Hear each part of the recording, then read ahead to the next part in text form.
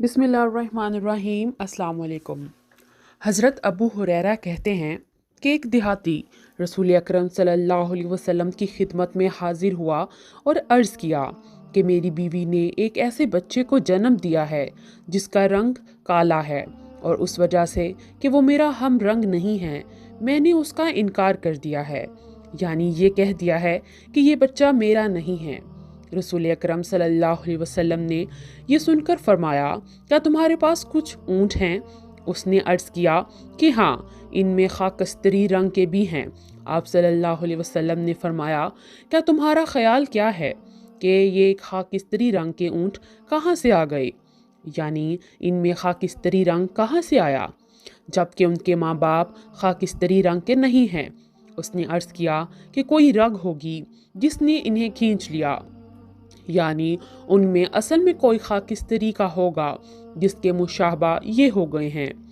आप सल्लल्लाहु अलैहि वसल्लम ने फरमाया कि तो फिर ये बच्चा भी किसी ऐसी रग के सबब काला हुआ है जिसने इसको खींच लिया है।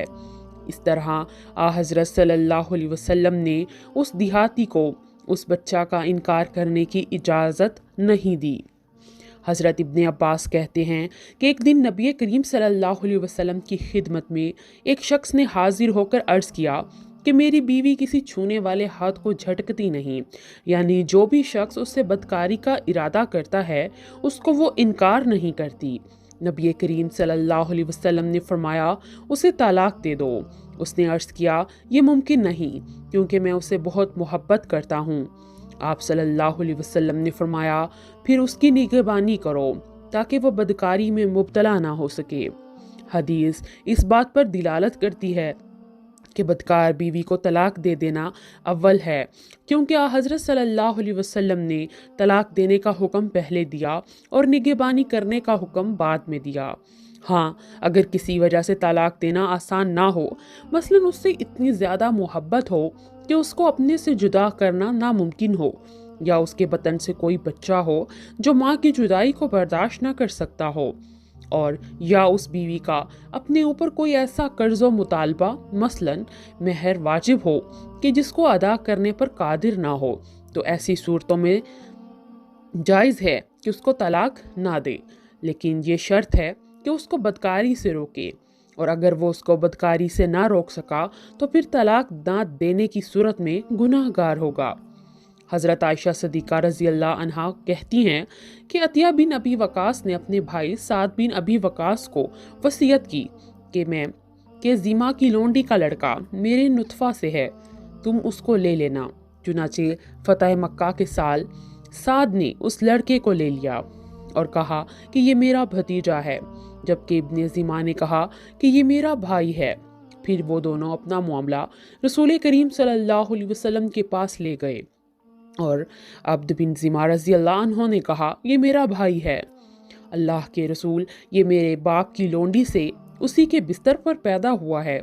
रसूल करीम सल्लल्लाहु अलैहि वसल्लम ने उसकी मुशाहबत देखी तो आपने वाज़ह तौर पर अतिबा के साथ मुशाहबत भी महसूस की, और उसके बाद आप सल्लल्लाहु अलैहि वसल्लम ने फरमाया, अब्द ये तुम्हारा भाई है। रसूल करीम सल्लल्लाहु अलैहि वसल्लम ने दोनों की बात सुनकर फरमाया कि अब्द बिन ज़िमा, इस बच्चे के तुम ही हकदार हो, क्योंकि बच्चा साहिब फराश की तरफ मंसूब होता है और ज़ानी के लिए नस्बो मिरास से महरूमी है, ये कि ज़ानी संस्कारी का मस्तजूब है। फिर हज़रत सल्लल्लाहु अलैहि वसल्लम ने हज़रत सौदा बिन्त ज़िमा से फरमाया कि तुम इस लड़के से पर्दा किया करो, क्योंकि इसमें अतबा की मुशाहबत नज़र आती है। चुनाचे हज़रत सौदा उस लड़के के सामने कभी नहीं आई। एक रिवायत में यूँ है कि हज़रत सल्लल्लाहु अलैहि वसल्लम ने फरमाया कि अब्द बिन ज़िमा, वो लड़का तुम्हारा भाई है, इसलिए कि वो लड़का उनके बाप के बिस्तर पर पैदा हुआ था। इस हदीस में जो चंद नाम जिक्र हुए हैं, पहले उनके बारे में बता देना ज़रूरी है ताकि सूरत वाक़या को समझने में आसानी हो। अतबा हज़रत साद बिन अबी वकास का हकीकी भाई था।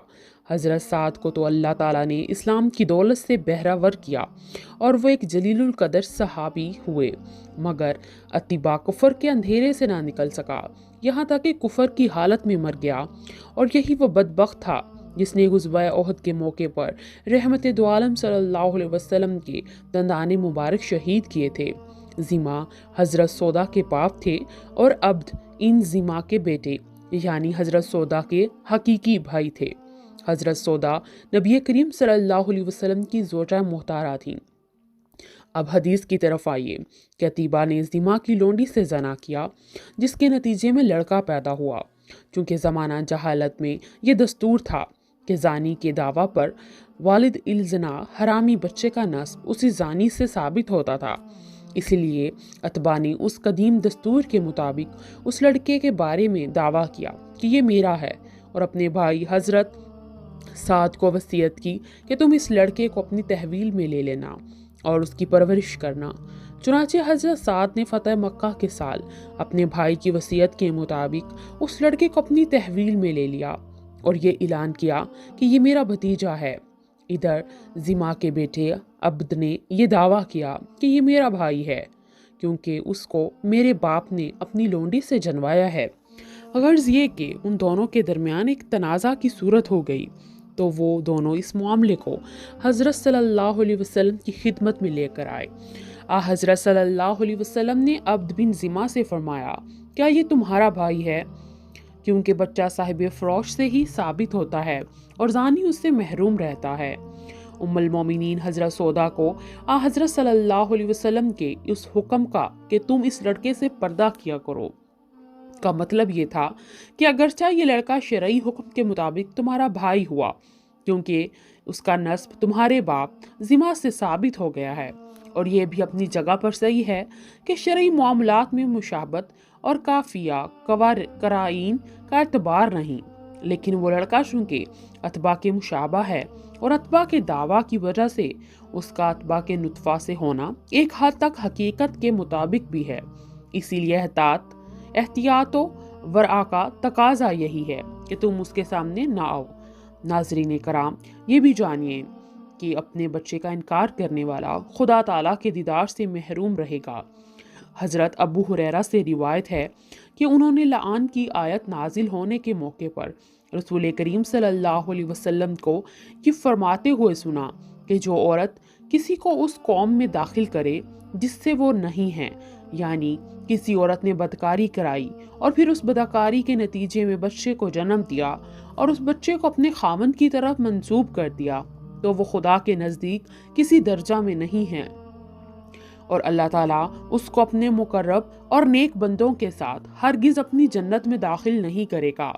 اور جو شخص اپنے بچے کا انکار کرے، یعنی اس کی بیوی نے جس بچے کو جنم دیا ہے اس کے بارے میں کہے کہ یہ میرا نہیں ہے،